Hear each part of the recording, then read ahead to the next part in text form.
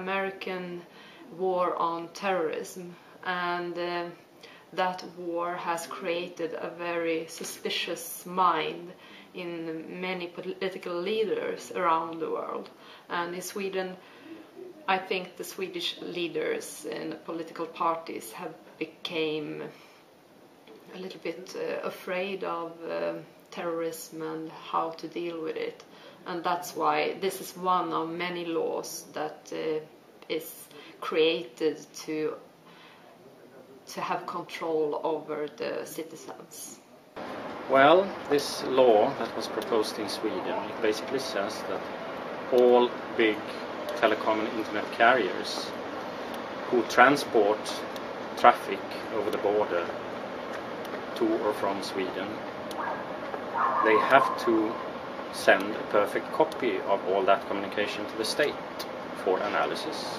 Social network analysis, and that means that they are looking at what kind of contacts you have, what kind of network you're in, and by that they can tell who you are. They can tell if you're a single mother, if you're gay, part of a gay couple, or if you're a political activist, or theoretically if you're a terrorist. They can use this information both to provide it to other Swedish authorities, but they can also exchange the information with other countries. It is a way to enjoy the NATO-US shield of defense without having to join NATO, which of course would be very difficult to enact due to the general stance towards neutrality in Sweden. So yes, I see a role for informational intelligence in law enforcement work. I see it for military intelligence, but the problem is, of course, the way this law is instituted. From the US, we could see that the terrorists that instituted the attack on 9/11 and on World Trade Center often were quite visible for the FBI, for other law enforcement agencies with traditional police work. This surveillance includes transit traffic, which is internet traffic that only passes through Sweden. The law, approved by Swedish Parliament on June 18, 2008, is set to take effect on January 1, 2009. The bill was approved in a 143 to 138 vote, with one delegate abstaining and with 67 delegates not present. Only one member of the Liberal Party voted no, Camilla Lindberg. She was dubbed a hero by the resistance. Oh, it was totally crazy. And I was voting no at Wednesday, 18th of June. And then Thursday morning, it started coming flowers and chocolate and teddy bears and everything. So all in all, I think I got like 320 big bouquets of flowers and 20 teddy bears and postcards all over the world. What are the arguments against this law? Well, it's hard to find any positive things about the law.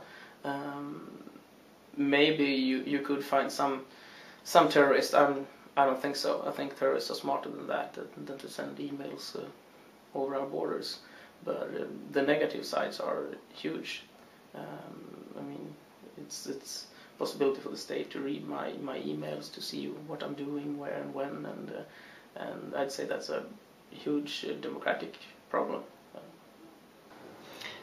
I don't think there's anything positive with the law whatsoever. There's nothing positive with mass surveillance of the entire Swedish population.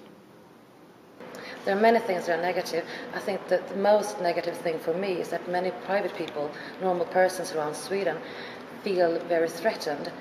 They feel that someone are listening to reading their emails, even if they know that maybe they won't do that because they're not interested in their emails. They feel threatened and worried about it, and that's a very big. That worries me. If the Swedish people are worried, it's not good. They don't feel comfortable about this law. Well, by using this technique, social network analysis, it doesn't matter if people are using cryptos or not, because what they're looking at is not the content. They're looking at who is the sender, who is the receiver, at what point of time, and they're not looking at the content. And this is enough to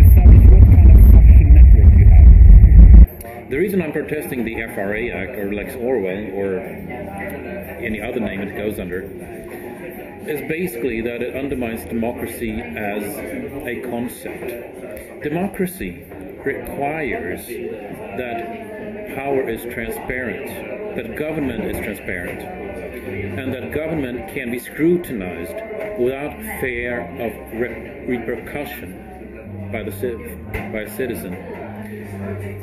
This act reverses that. All of a sudden, government has the information advantage. Government knows everything about you, including when you're trying to uncover corruption, misuse of funds, misuse of power, what have you. So democracy depends on government being transparent and citizens having right to privacy.